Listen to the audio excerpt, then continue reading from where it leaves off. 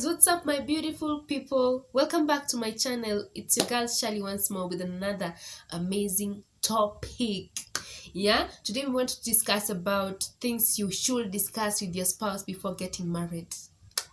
Sijui, time imefika. It's now the right time for us to start knowing these topics. Yeah, whether so long as you're a lady between 18 plus years, you can get into these things without knowing. Like, you can find yourself married without planning. Have you ever landed into marriage in a year that you expected something else?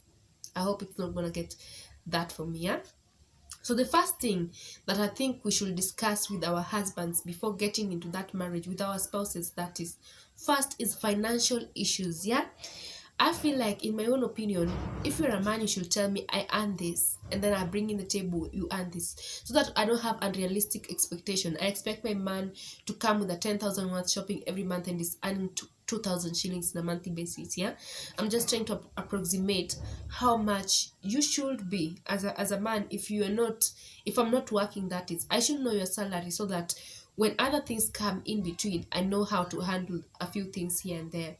Another thing, financial wise, that we need to discuss is the mode of savings. Are we going to have a joint savings account? Are you allowed to use my credit and debit cards? Something of the sort. If you have a loan, should I know about it? Any secret loan, any secret savings account. These are things that bring a lot of issues in marriages. Yeah, yeah, I'm talking. Come on. Anyway, so those are few things that I think we should be discussing with these people before that time, before we get into marriage. Akikwambia pesa yangu ni yangu, you create boundaries. At least you're getting into a relationship with someone you know. There's no transparency that is going to come in that marriage. Yeah. Yes. Another thing is property. Am I allowed as a woman to build a property? Like, am I allowed to own a property? And the properties that we build together, in the future, God forbid, if we're now divorcing, yeah, how will we separate these properties? If someone will say, if you see a each in someone that he thinks the properties you bring together are his properties, then that is not, things may not add up in the end. And like, yeah, so as a woman, you should be allowed to own your own property, maybe individually, without kuficha. There are a lot of women wenye wako na maplots huku nje, but because their husbands does not support that, they cannot just tell their husband, you know what, I'm investing in this. Yeah, I think men should be so flexible to allow women to own their own properties. Or maybe if they are owning a joint property, how many shares do we have? If we have a house, that the title deed has the name of the family, or whose name is going to be included in that title deed and everything, property wise. Yeah. Another thing that people should communicate and talk about is personal history. Things like personal history. Let me talk about one, health wise. Yeah, someone is coming from a family where they have sickle cell genes. Yeah, and you also come from a family which have sickle cell genes.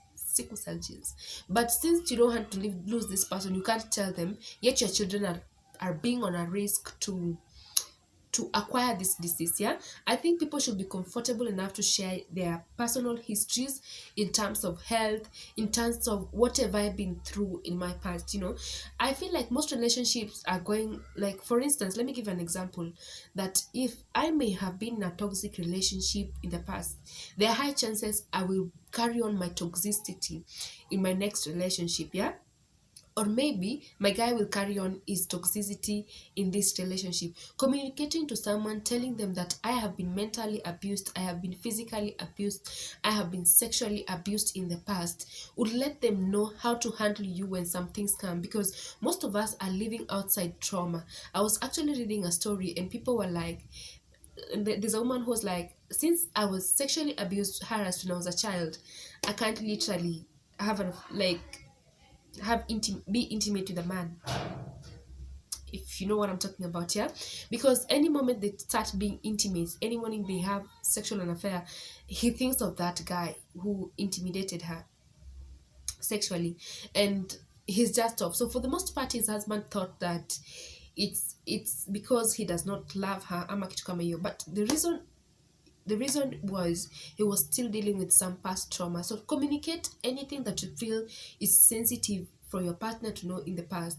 Tell them, I have been abused this and this way, and if you cannot offer peace to me, I will be free to live if allowed. Simple. Yeah. Another thing that we should discuss as spouses is parenting and children and parenting. Yeah. So you should discuss the number of children that you need me to give birth to. Yeah. Because personally, I feel like professionally, I will be so active. I don't want to be the type of woman that will stay back home with pregnancy each and every time. Each pregnancy, so long as you're getting pregnant getting pregnant, that is a 9 month carrying the child on your stomach, and then at least another 1 year of letting the child at least grow and catch up with the environment. Yeah. So as a man and a woman, you should be able to discuss how many children do we have, and if we already know we want 2 girls, 2 boys, when the right time comes and God blesses us with those children, we like using other methods of controlling unwanted pregnancy. Yeah. Yeah, and then the type of and a way of disciplining your children. Maybe, yeah, some people will be like shouting to a child. We all grew up in different environments, and some of us, we like yelling to a child is telling them that, what you're doing is wrong. And there's someone who's like, no, I don't want my children to be yelled at. So we should come up with a disciplinary committee on how we're gonna handle those kids as they grow up. Yeah. Another thing that we should be able to discuss is about the in-laws. To what extent should in-laws get used to me? Like, to what extent should I interact with the in-laws? Yeah. There are families where the in-laws are not always good with the other, and then like with my sisters, you just create your boundaries. And the other families who accept their wives like their sisters-in-law like family, and just bonding without time and everything and everything and everything.